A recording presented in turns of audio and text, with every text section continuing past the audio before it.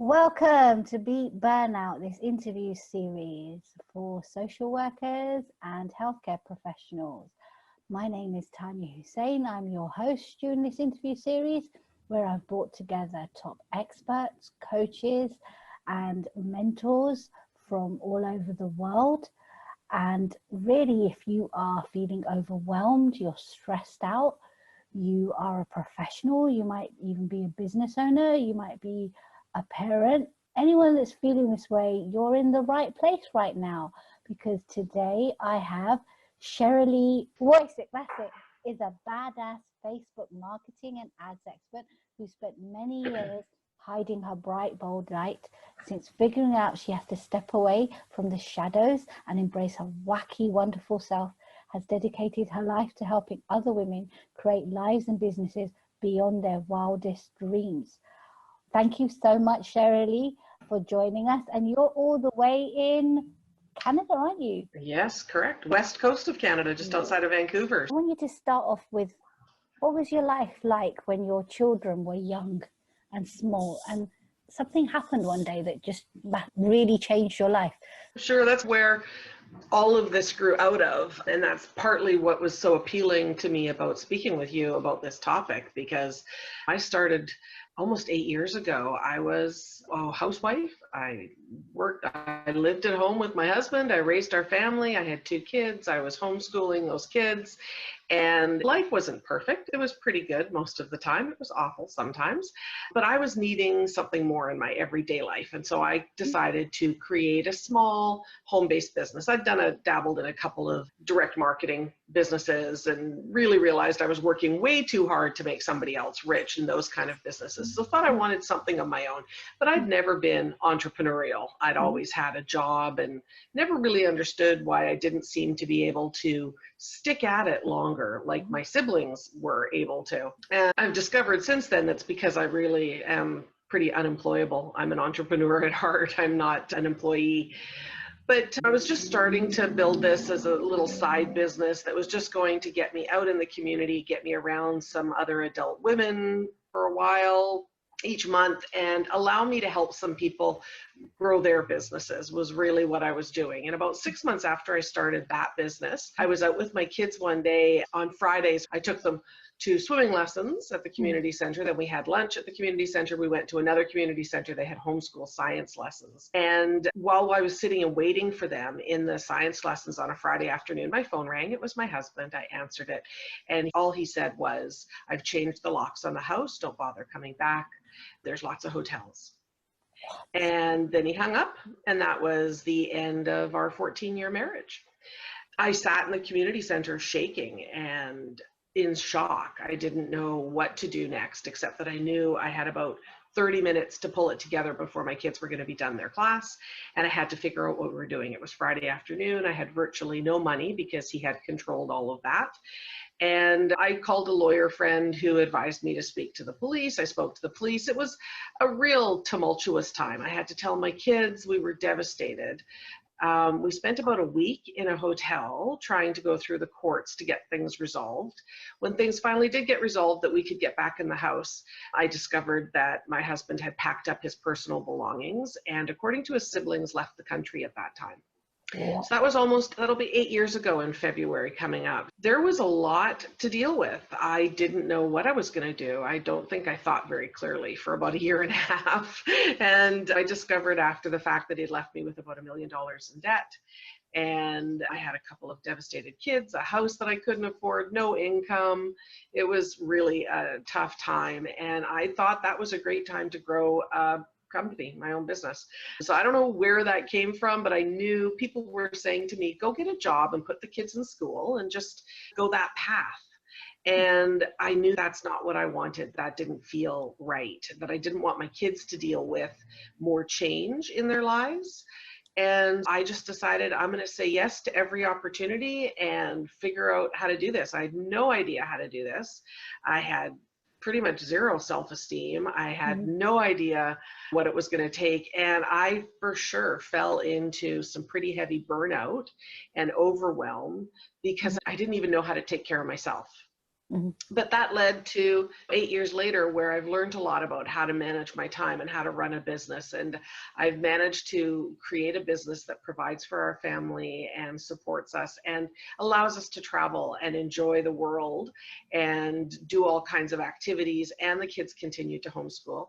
And my daughter is a budding entrepreneur herself. So in the long run, that event actually, as hard as it was, one of the best things that ever happened to me. It's just amazing that you also run your own business, you homeschool your kids.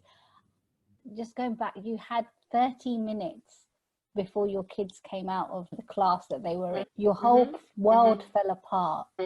You don't know what prompted you just to carry on. I think this story is just inspirational, but I'm sure there's people listening and watching, they'll say, I would have just crumbled. What prompted you to carry on?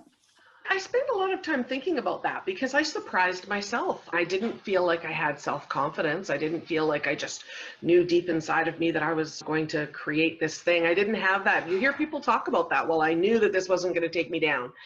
Believe me, it was a struggle to get out of bed every day. I could have easily just pulled the covers over my head and sat with a case of scotch. There was just so much to deal with in my head about what had happened and trying to process it and make sense of it, understanding how somebody could just do that and walk away and help my kids deal with theirs. They were only 6 and 10 at the time. So they weren't older, so they weren't independent. And the need went way up, and the fear and the trauma that they went through from that. And so it took a lot of time. So when I'm thinking about burnout, I spent a lot of time getting up at 3 or 4 in the morning and working for 3 or 4 or 5 hours before they surfaced.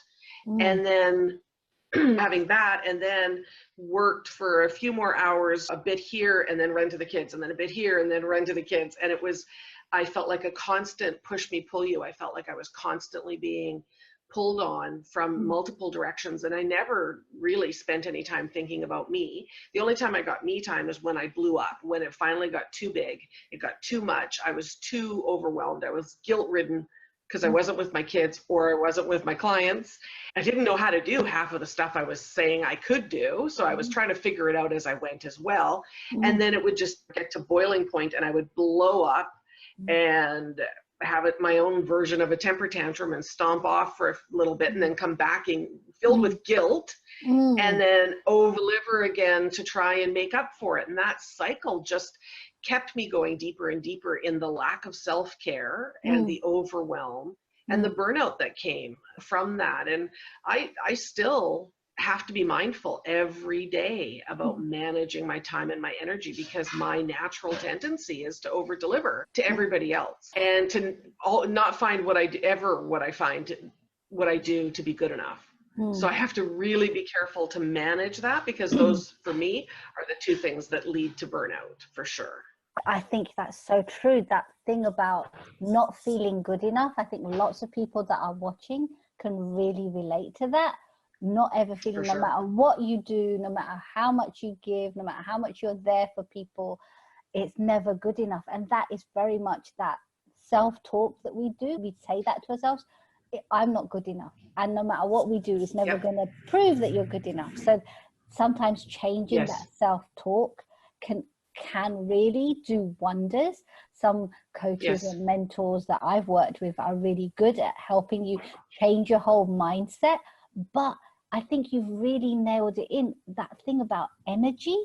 That is so important, that when we give energy, it's really important to receive it as well. It's like breathing. Right. When you breathe in, you breathe out. It's a two-way process. And when we don't give to ourselves, then how can we give to others? How can we give to our clients? How can we give to our kids? That's right. And that's for sure. 100% that's true. And I just wanted to ask you, when did you actually figure out, because you've talked about that this is a kind of a maintaining it, you've got to maintain, you've got to constantly look for this. What do you do to look after yourself? And for me, this is a constant evolution because it still doesn't come easily to me to do it, although I'm getting better with checking in with myself. I'm getting aware of the signs that I haven't taken enough care of myself sooner. So it doesn't come to that big eruption anymore because I've focused on my awareness. And Going back to that whole thing of never feeling good enough, something I've learned really recently that helps me a lot is when I feel like I'm not good enough, I ask myself, is this my belief or is it somebody else's? Mm. And if it's not mine, there's a lightness that comes about. And most of what I believe isn't mine, I've discovered. And so then I can just move on once I acknowledge it. And I remind myself that just because I feel like other people might judge me doesn't mean that I'm wrong. And I'm starting to hear that, so that just because somebody else sits in judgment, I'm able to go, that's okay. And it's come down to really honoring myself as much as I honor others, if not more. So self-care is still an ongoing process for me. It's certainly not something that comes easy. I get up every day and think, where's that window for me today? And I try to block it off on my calendar. And I check in with myself every day. How am I feeling? And I'm starting to really recognize those warning signs. And I was so completely removed from myself that I didn't even know those warning signs. I remember talking to people years ago about this and going, when you start feeling like you're going to blow up, how does that feel before? I'm like, I don't know. I wasn't even aware of what was happening in my body before the blow up because I was so outside of my experience. But now I can sit here and I can feel, oh, there's this churning that starts. There's this edgy feeling that I get. And I know that if I don't listen to that, if I keep pushing through that, that I'm going to go to that blow up. And so now I know, but it's taken a long time to even get aware of what those warning signs are in advance. So I walk a lot. We now have 2 dogs because Chaos should be my middle name. I allowed my kids to talk me into 1 dog. And then a friend of mine had a dog, and when she passed away, she kind of came to stay with us 3 years ago temporarily. And so we have 2 dogs. So my daughter and I walk together twice a day. And that's a real important time for me. I move my body. I go to the gym. I used to think, and this is so important, self-care, I'm going to talk about this for just a minute. I used to hear, especially on Facebook or social media, people talking about, oh, I'm going away for the weekend with the girlfriends. I'm going to a spa retreat for the weekend, or I'm going to Vegas for the weekend, or or I've got a full day booked at the spa and I'm getting facials and hair and nails and massage. And the self-care a few years ago looked like these big, huge, massive, expensive outings that we needed to do. And that's all people talk about is what self-care is. And I thought, that's great, but I need a babysitter every time I leave the house. I don't have family or friends here that'll take the kids for the weekend. So I have to pay somebody to stay with my kids every weekend. I have to be able to pay for that event, right? Like it was just like, oh my God, who can do that? So I did nothing. And then one day I blew up, and it was like 2:00 in the afternoon, and I went, that's it. I can't be around anybody more. I stomped off in a temper tantrum, went upstairs to my bedroom and turned on the TV. Dr. Phil was on, and I sat on the floor and stretched a little bit, and I played a game on my phone, and Dr. Phil was playing in the background. And all of a sudden I felt this huge breath come over me, and I took a deep breath, and then I exhaled, and I thought, oh, I feel better. Wait a minute. That 5 minutes was self-care. And I had this aha. It doesn't have to cost money to take care of yourself. It doesn't have to take a day. It doesn't have to be a weekend away from your kids. If you take 5 minutes a day with the right mindset, you can make doing dishes self-care. I made doing groceries self-care after that. Groceries used to be an endurance contest to race through to get home. Then I stopped and would get myself a tea, and I would take my time, and I'd look at new things, and it changed everything when I realized self-care was a mindset, not an activity. Wow.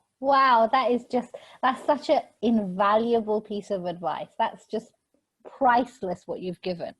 That's just priceless, because it's so true. People think it has to be this one day at the spa, or a weekend with the girlfriends, or like a holiday that you go somewhere.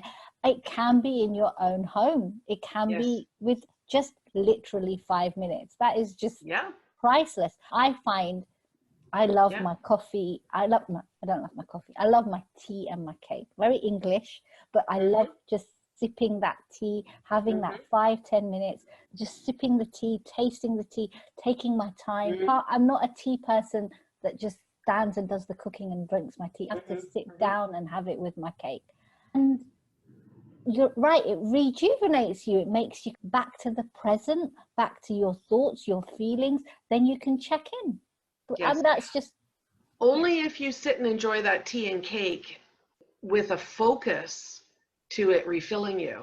If you're having your tea and cake and making a to-do list and thinking about all the things you need to be doing and staying in that churn that we get, then it's not self-care. I get it. I said to my daughter last night as we were going to sleep, I said, sometimes I go to sleep at night and I think about how much I'm looking forward to my first cup of tea in the morning when it's quiet in the house and I'm all alone. And I thought, oh, that's self-care. So I relate with your tea thing. So it's whatever it is for you. And 5 minutes, that first day when I came back downstairs after I was literally gone 5 minutes and I came back downstairs, I didn't feel the guilt. I was able to say sorry and own my behavior without the guilt and the mea culpas. And I came back down and I had a different energy, and that started to change everything. Wow, that is just amazing piece of advice. You said that there was that sign that you had that you're stuck. Is it something starts churning? You can actually feel when before you blow up. You just, because I think burnout is a whole continuum. Dr. Lisa Hartwell was on earlier. She basically was saying burnout can start with stress, then it's anxiety, then it can be aggression, sometimes it can be depression, then it can actually be life loses its meaning and it can actually go into self-harm or suicide. So there's a whole continuum. Could you tell me, what do you recognize are the top 3 signs within you that shows that you might be burning out, you might need to rejuvenate and invest in more self-care? Oh, for sure.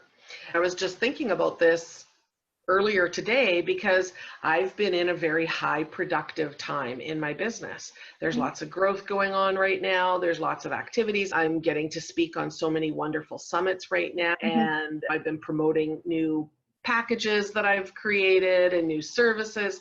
So it's lots of excitement comes with those. And when I feel that excitement, that energy, it's easy to overgive because you run on adrenaline and excitement and all the rest of it. And then all of a sudden you realize you're running on empty. And so I've been thinking about that this morning because I'm speaking at a big event on Sunday. So I've got a lot going on and I'm thinking if I just get through Sunday, then I can spend some more time next week. But I feel like bubbles in my stomach, like a real whirling that's going on, and I'm aware of that. I'm recognizing I'm more tired. So that's always a sign for me, is fatigue, not feeling restored when I wake up in the morning after a solid 8 hours. Feeling that anxiety, stressness in my stomach is a second sign. And a third sign for me is irritability and feeling like if somebody asks me for one more thing, I'm going to rip their head off. But those are early signs, right? Like now I sense those so much earlier, where I used to not even sense them until I was already exploding. And now I sense them in time when I still have a chance. I still have time to do something about it. Today I woke up and I felt that this morning and I went, okay, I'm not going to keep pushing to pass that. I have these commitments today and I have to get these things done. But at 3 o'clock Friday afternoon, I'm done. And then I'm taking some time for me. And I've got most of Saturday for me to do what I want to do. Then I'm going to speak Sunday. And then I started blocking off time next week, like chunks of time for me to do things differently because next week's a little bit lighter. So it's lucky that the timing is here, but it's that awareness early enough to take action and recognizing that what you're feeling is normal and that you are important enough to take care of. And for me, a big learning right now is I need to take care of me. I've spent a lot of years wishing someone would take care of me the way I wanted to be taken care of. And I've always been disappointed because it's really nobody else's job. Definitely. And if I take care of me the way I want to be taken care of, you know what that's going to do? That's going to bring more people into my world that will also take care of me. But my dependency for that should come to me. It's my job. And that is something I wish social workers, healthcare professionals, I think we know that here, but we don't know that in our hearts. And social workers are in a really hard job. The whole point of the job is to give. yeah, but you And you can't. deal with things you can't leave at the office always too. How And do you do some of yeah, that stuff? and we're human. But what happens is you've given some really practical strategies about blocking off time. So, for instance, I say with my clients is you book your clients, time for your clients, slots in your phone or your calendar, whatever. Book half an hour off for yourself. Have an appointment with yourself. Have a date Yes. with yourself. Yes. Yes. And you don't have to go do a big thing. Sit and have a cup of tea and a cake. Yeah. Enjoy a book. Enjoy a fiction book. Don't surf social media. That sometimes can be good. Yes, But if yes. you feel like surfing social media for 5-10 minutes is something for yourself, then do that. But Yes. do something for yourself rather than have that long to-do list and you're just thinking you're becoming a human doing. You're not being a human being. Yes, yes, 100%. Yeah. So I wanted to ask you that you had all these particular challenges. You're working from home, you've got a business, even when your kids were small, you were homeschooling them. Yeah. What you've talked about, there was that particular dark moment when obviously what happened with your husband, and the fact that you survived that just is a testament to your strength. But you've also had other dark moments where you've realized that you were burnt out. What, apart from those sort of like bursting and taking it out, what was there other things that makes you realize that you need to give to yourself apart from losing your temper? Oh, other signs that I wasn't giving? Yeah, last year, my fall was very similar to this year, very busy, very productive, but didn't have the awareness I do this year. And I got sick at the end of November. I finished promoting. I finished a program that I was teaching. I had about a dozen clients that I was working with. December came and I got so run down and sick. It was February before I felt healthy and full of energy again. And for me, the number one key in all of this comes down to self-value. If you say, oh, but I can't make time for myself, but I can't take time to do that, but I'm not able to do this.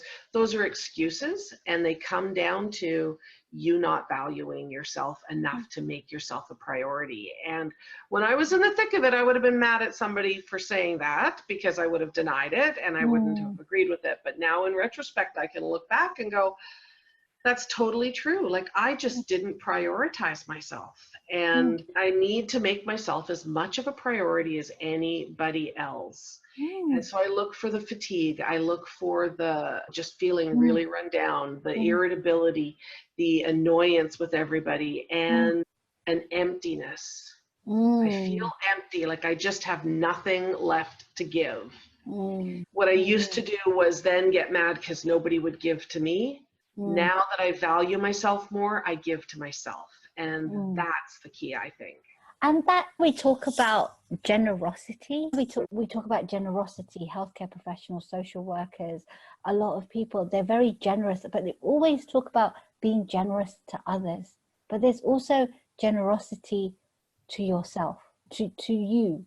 And when you look at generosity in that way, it makes you shift how you actually then think about yourself and how you treat yourself.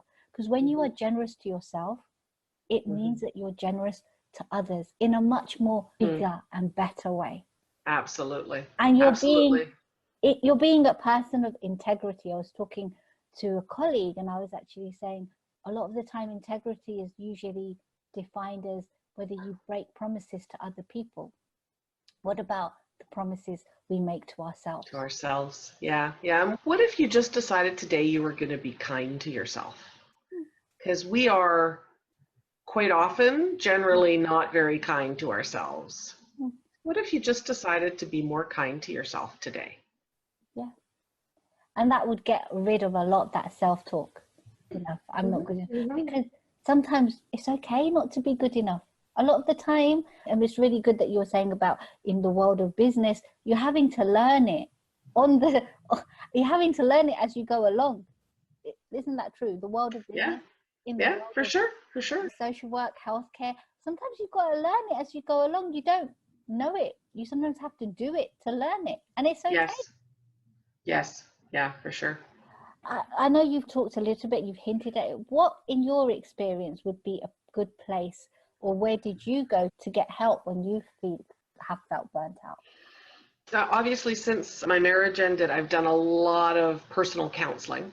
We had a fabulous resource in the city I live in, and I was able to access a lot of personal counseling. I've done a lot of EFT, has been incredibly powerful, emotional freedom technique. That's been incredibly powerful for me. For a lot of the time, I didn't use a lot of resources because I didn't realize that I needed those resources, because I thought that something was wrong with me, that if I was just better at what I did, or a better mom, or more valuable, or worked harder, or worked longer, that somehow it would all work out, and that it wasn't something I could fix in that way. Part of it was I didn't want to look that deeply at the time, but I think that's a pretty common belief in our world is, it didn't work, just work harder. No, 5 hours didn't do it, put in 8. That'll get it. And that kind of thinking is crazy making, but it's also burnout making. So I don't think I took advantage of as much help as I could have, but I think it was the path that I was meant to go on. I've definitely got a lot of personal growth and awareness out of it. And I think, again, it goes back to what is self-care and caring for yourself. Those answers had to be within me. I did go to some events, and I did invest in attending events that I thought were going to be the thing to fix me. And I came home and it was good for a while, and then it went back to the way it was, because I don't know that the answers are external. I think you need to have support. You need to have somebody who's going to walk beside you with it, who maybe has been there already, so that they can guide you a little bit. But I think the answers are in you. Definitely. Having said that, I've just made a commitment with a friend who is a life coach, a fabulous life and business coach, and we're going to embark on a 6-month program for me. Wow.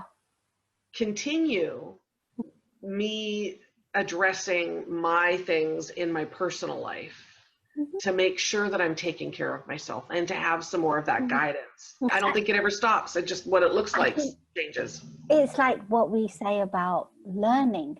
You're learning about yourself. You're learning about personal development. It's a lifelong journey. We can learn about our professions, business skills, social work skills, but learning, investing in personal development is an investment. It's not necessarily that you are wasting money or you're spending money. It's about who kind of resonates with you, looking at who resonates, and then there's something that I was actually thinking as you were talking, Sherri-Lee, is what you actually do for your business with Facebook. Right now, I know when I've sometimes wanting help with certain things, I've actually looked to Facebook groups. Like Facebook groups seem to be of a safe space, because they're private, they're like close, to share whatever you feel like sharing in that particular community that kinds of understands you. This is something that you help business owners with, kind of create. Do you want to talk a little bit about that? I think you're right. There's the thing about Facebook groups are amazing, that you could get in a group and be able to talk to people and hear from people from all over the world that you'd never get a chance to meet any other time. For some people, you don't maybe want to go into your local community. Maybe you don't want somebody to know that you're struggling with what you're struggling with. Maybe you don't want to post on your profile or your business page saying, I've got this struggle right now. But if you find a Facebook group that is private, that allows you to, or closed, that allows you to post without the whole world seeing, you can find resources there that you would probably never have access to otherwise. And it can be a tremendous way to support people, and a tremendous way to grow your business, for sure. And there's so many applications for people in the social work or the service industries to use it as a way to not only learn for themselves by finding a group that would support you in whatever you're needing right now, but as a way to be the facilitator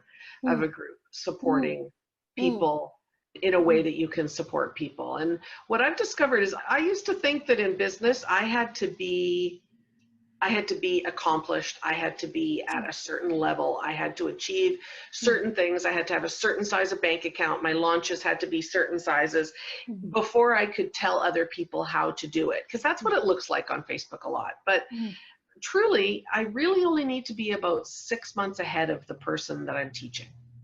Because they're looking to, they can't, if they're in a business that they're just starting and they're barely making $1,000 a month, for them to follow somebody who's already making 7 figures, the things that the 7-figure coach is teaching are probably not going to be applicable, or something that the person who's making under 100,000 still, or under 50,000 a year still, they're not going to be able to implement some of these things. They just aren't in that place. And you can't jump from a 50,000 a year business to a 7-figure business overnight.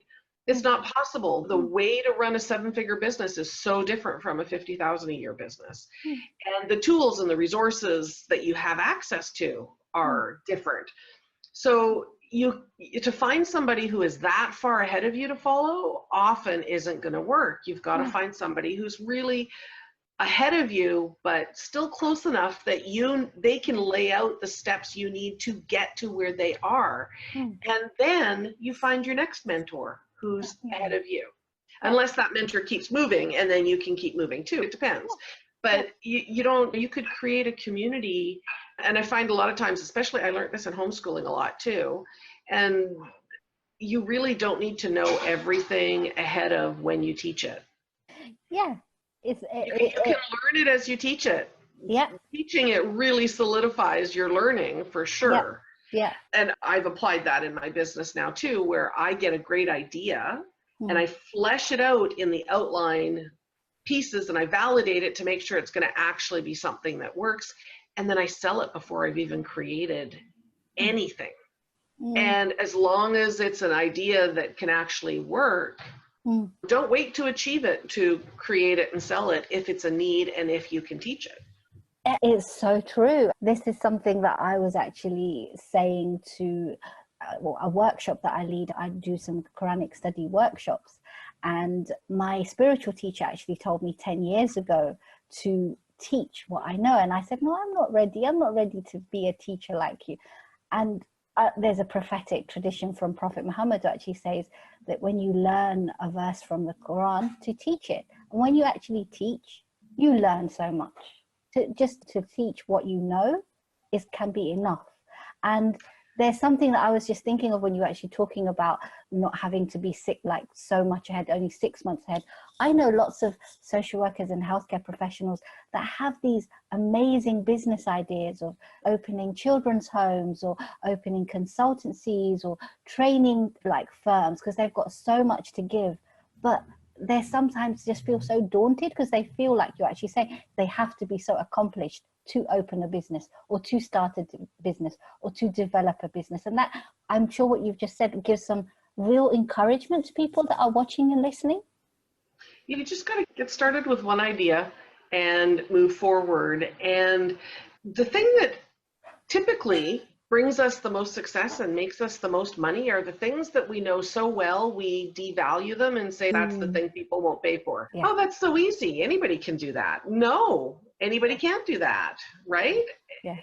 Anybody can learn how to do that. You can Google for that, maybe, but most people won't.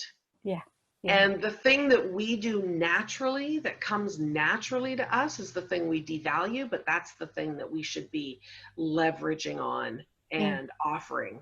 People will pay for that. I was running away from trying to be I'm a trauma recovery coach, but for ages I was thinking, no, I want to be a mindset coach, I want to be a confidence coach. But I've dealt with trauma all my life. That's been 27 years of social work. So that's what I know. I know how to help people recover from trauma, whatever that trauma is. And I was taking it for granted. That is my specialty. That's right. And just to know that there's so many people out there, I've got very many friends and colleagues who have these brilliant business ideas, and I can actually see them doing really well. But there is that, like you said, this wanting to be seven figures. To be seven figures, you've got to be certain amount of figures before you get to seven figures. That's right. And That's you need to, sometimes some people aren't even, they don't want to be seven figures. They're okay with having. This doesn't have to be everybody's dream to do that. Yeah, exactly. Sherri-Lee, I could talk to you all day. Me too. It's so much fun talking to you. Thank you so much. Bye, everyone.